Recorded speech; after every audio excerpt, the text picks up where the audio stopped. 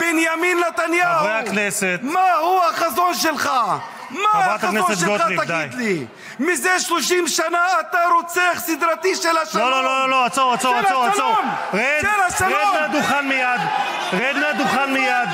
רד מהדוכן מיד. להוריד אותו עכשיו. מה החזון שלך? רוצח סדרתי בקפלן, לא פה. רוצח סדרתי של השלום זה אתה. רד מהדוכן. רוצח סדרתי, רד מפה. בנימין נתניהו, אני רוצה לספר לך את סיפורו של מוחמד אבו אל-קומסאן, בן 32 מעזה. בבוקר יום שלישי ה-13 באוגוסט יצאתי בשמחה לבית החולים. הוצאתי את תעודת הלידה לתינוקות שלי. מתוך שמחה שלחתי לאשתי תמונות ותעודות הלידה בוואטסאפ. אחי לא ענתה. באותו הזמן קיבלתי שיחה מאחד השכנים ששאל אם אני בסדר, והוא אמר לי, הדירה שאתה שוכר הופצצה.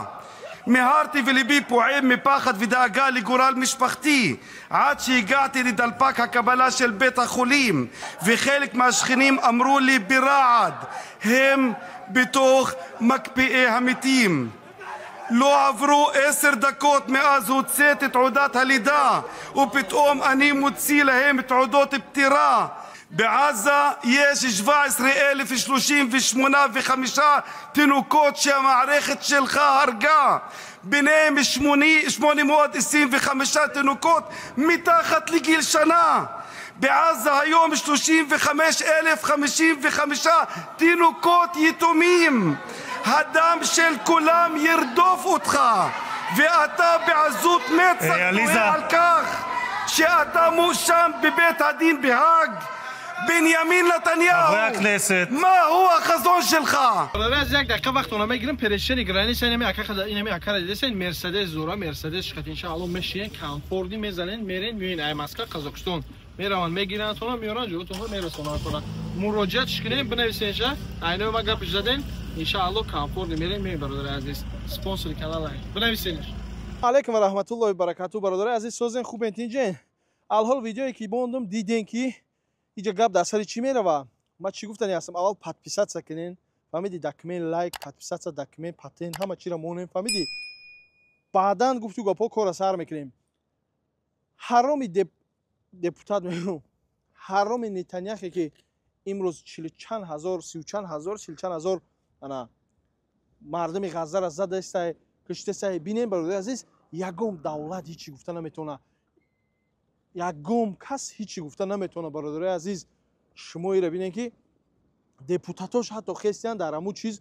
گپ زده است برسین نتانیاهو گفته است یک حرام یک پدر یک نمیشیدنی این قدر گودک زن بیچاره را کشتک بگیرین گومش کنین اینجا مقصد سر وظیفش بین اتکریت خلق خودش اونجا میتینگ کرده است خسته است که انا نکنین مقصد بگیرین همین دفع کنین نتانیاهو بیا ایسی بیا که اینجا اوسیا بر تو کامera را یوروبی چی میگین اومدین برین اپای کور بردون شین یمکن اختونه подписаться کنین ببین برادر عزیز نگاه کن انا که نگاه کردم ما چیکار میکنیم ما خرسان میشیم الله مهربون کو خور و ذلیل گردونه خاک دست ما هیچی نمیوی برادر عزیز فقط ما تنها میتونیم دعا کنیم برای که چی میکنیم خاین چه دست ما میویه بعضیاتون میگن خبرای ایجار بیور اجاره پارتی سوس که در تلگرام کانال بدرو برادر عزیز در کامنتر ذکر پیت میکنم подписаться که اونجا بهترین خبرهای بهترین چیزهای برادر عزیز انا تماشا کنین و با ما باشین با ما هستین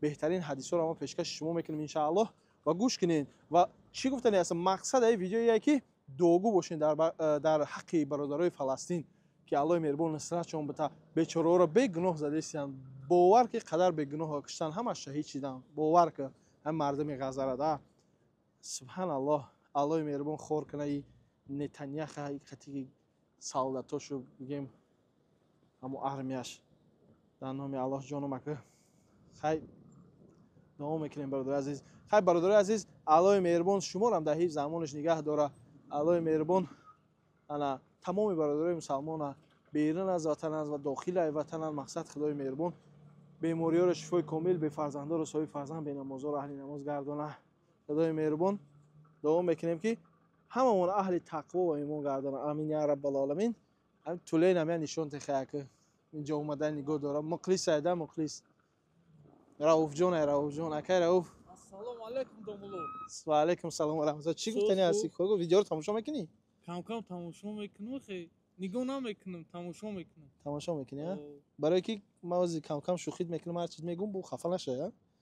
نه برات خاتمه شوخی کردن میدون چی خینده هر کس شوخی کردن نمیتونه دیدی فهمیدی نه برادر سببش در چیه چیه سببش نمیدونم با همین دین سینما کم کم اگه چیز میگم تمام خیلی مجدونمی و یا خیلی آدم که خاتمه شوخی کردن نمیتونه правильно باید هر کس خود نتی подписаться лайк документ خوب برادر давай خوب دوگو باش های برادر عزیز نمیخه بیاین کم کم دعاتون میتونم ان شاء الله الله ایستون کنم ما رفتم که گنده اینجا برف سیبیر دیم در کجایمو ها کی سیبیره اینجا یا که نه ماداگانه چه الان نگاه تو شوخی میکنم کم کم بخندین خب سلام علیکم